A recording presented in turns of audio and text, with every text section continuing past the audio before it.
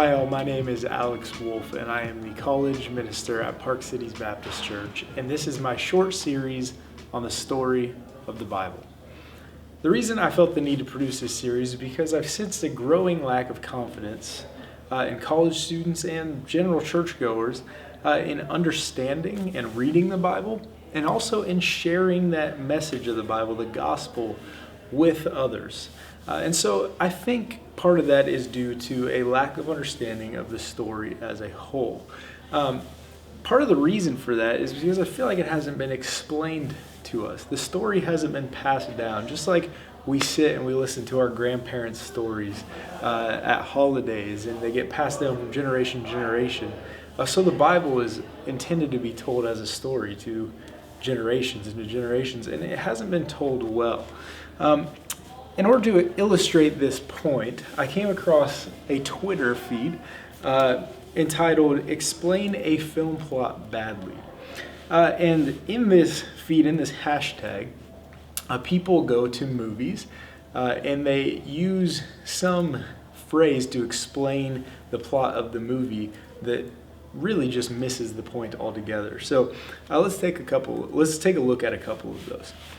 First is some man trying to explain Harry Potter, and he says, "A noseless guy has an unhealthy obsession with a teenage boy."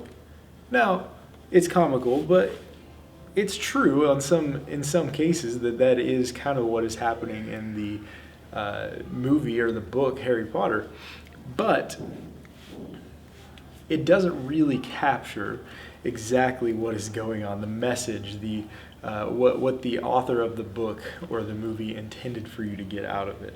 Similarly, there's another one, Lord of the Rings, and this one is explained: a man destroys his family heirloom. Another one, this one's probably my favorite, with the Dark Knight and Batman. There's a picture here of Batman with Joker, and he says, "Miserable billionaire terrorizes a mentally ill man."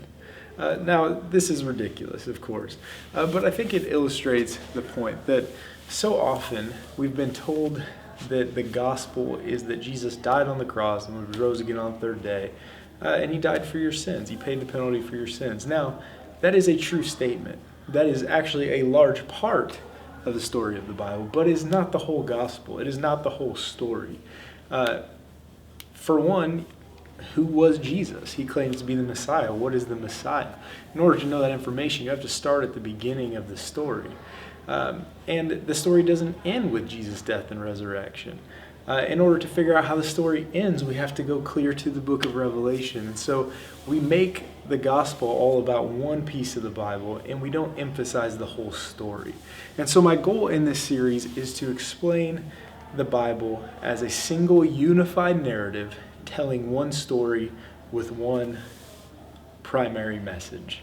And so in order to first understand the story of the Bible, we have to look and understand how story works. So we have to look at the different elements of narrative, the different elements of story. Now, the first major element of a story is the setting.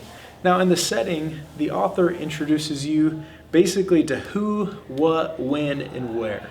So you're gonna figure out when this took place. You're gonna figure out where the story took place or is taking place. But most importantly, you're gonna be introduced to the main characters. Often you're introduced first to the protagonist, the hero of the story, the main character of the story. And the protagonist is the guy who's going to really drive the plot of the story or the narrative, and you're going to be primarily focused on him or her. Now, you can't have a protagonist without a proper antagonist. So the antagonist is the second character usually, or the second main character to enter the scene. And the antagonist relates to the protagonist in that he or she is the exact opposite of the protagonist. So the protagonist and the antagonist are diametrically opposed to one another. Whatever the protagonist or the hero is all about, the antagonist or the bad guy is the exact opposite of that. And so this antagonist in any good story introduces a problem for the main character, for your hero. He introduces a problem for the protagonist in that again, he's opposed to everything the protagonist is about. And so he's going to introduce a problem. He's going to do something to flip the protagonist's world upside down. Now, you see this often in superhero movies, most clearly, where you have the hero and then you have the villain, and they have opposite views of life. The villain's trying to hurt people, and the hero's trying to save people, often. So the antagonist introduces conflict to the story, introduces tension.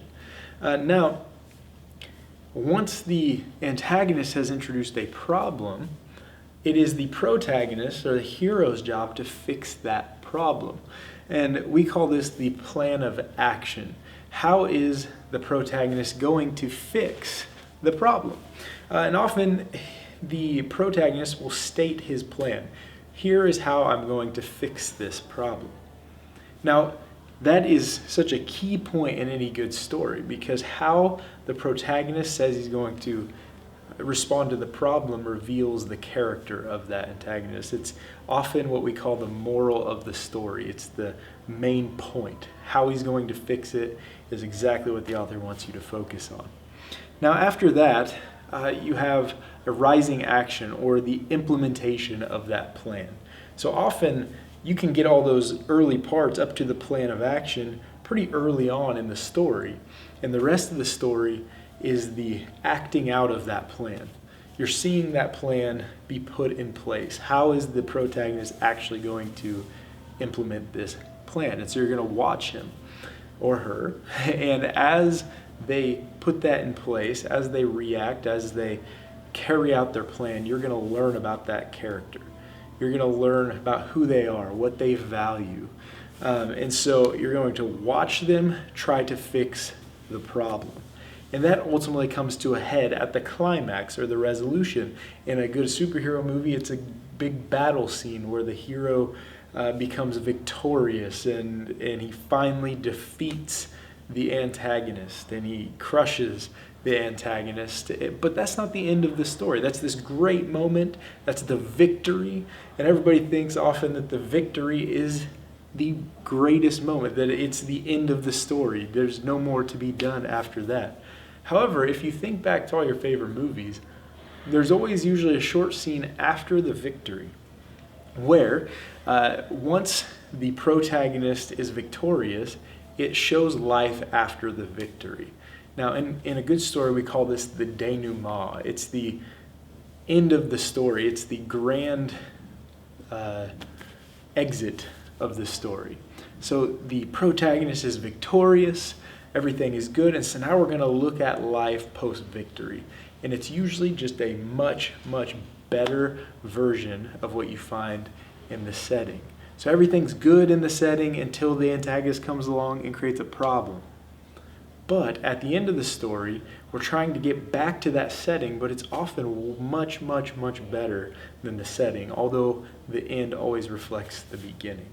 And so you have this great story. You have a protagonist who has a good thing going until the antagonist comes and creates a problem.